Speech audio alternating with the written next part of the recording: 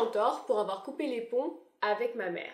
Cela va faire environ 8 mois que je n'adresse plus la parole à ma mère et à une bonne partie de ma famille. Il faut savoir que ma mère et moi avons toujours été très différentes, que ce soit dans notre manière de penser, notre manière d'être ou même nos centres d'intérêt. Mes parents ayant divorcé lorsque j'avais 8 ans, c'est avec elle que j'ai vécu jusque mes 19 ans, moment où j'ai pu prendre mon indépendance.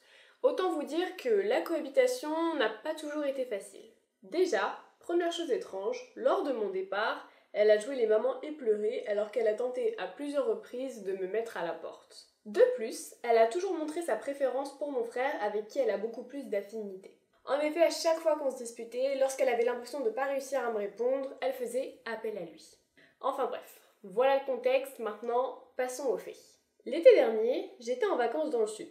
J'ai rencontré un garçon et nous sommes tombés amoureux. Lorsque je suis rentrée de vacances, je me suis séparée de mon copain de l'époque avec qui ça n'allait plus du tout. J'avais ensuite pour projet de rejoindre mon compagnon actuel, qui est mon fiancé, dans le sud. Tout aurait pu très bien se passer, mais voilà, ma mère n'a pas du tout apprécié que je rompe de cette façon avec mon ex avec qui elle s'entendait très bien. Elle était pourtant au courant de toutes les tensions et m'a déjà conseillé de rompre avec lui plutôt que de continuer à me plaindre de son comportement. C'est comme si mon déménagement lui avait fait un déclic. Ce jour-là, ce sont mes parents qui ont été chercher mes affaires chez mon ex. Ils ne voulaient pas que j'assiste au déménagement et j'ai fini par comprendre pourquoi. Une fois mes affaires récupérées, nous avons pris un verre tous ensemble. J'ai remercié tout le monde pour leur implication et on a continué à discuter avec ma mère. Je lui ai alors demandé de couper les ponts avec mon ex étant donné qu'il passe tout le temps par elle pour me transmettre des messages. C'est alors qu'elle l'a mal pris. Elle a commencé à hurler en me disant que je n'avais rien à lui dire. Elle s'est mise dans tous ses états et a même commencé à pleurer. Mon beau-père et elle sont donc partis. C'est alors que mon frère, comme à son habitude, a commencé à me hurler dessus avant de partir, me laissant dans la totale incompréhension. Honnêtement, la journée avait été largement assez éprouvante comme ça. J'avais encore plein de travail, j'ai donc décidé de le laisser tomber pour aujourd'hui. Il se trouve qu'on n'a pas eu de contact pendant près de 5 mois. Un jour, j'ai décidé de reprendre contact avec elle. Il se trouve que je n'avais pas eu de nouvelles, que ce soit pour mon anniversaire ou pour m'inviter à son anniversaire qu'elle a fêté dans un lieu absolument superbe avec toute la famille. Enfin, toute la famille, si on m'oublie moi, bien sûr. De plus, je devais lui annoncer mon départ dans le sud avec mon fiancé. Nous avons discuté un petit peu et elle a fini par tout nier en bloc au moment de donner des explications.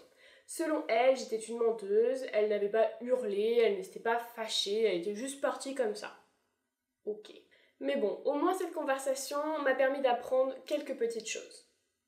Petit 1, suite à la rencontre avec mon fiancé, ma mère a appelé toute ma famille pour tout leur raconter et critiquer bien évidemment. Mon cousin, un très bon ami de mon ex, l'a donc appelé et lui a tout raconté, d'où son comportement avec moi, le jour du déménagement et tous les autres jours en fait.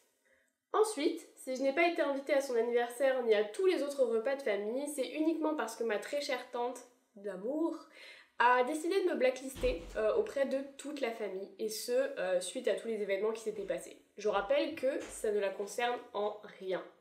J'ai aussi appris que toute ma famille est, je cite, contre moi car je suis une mauvaise fille et qu'à cause de moi, ma mère est malheureuse.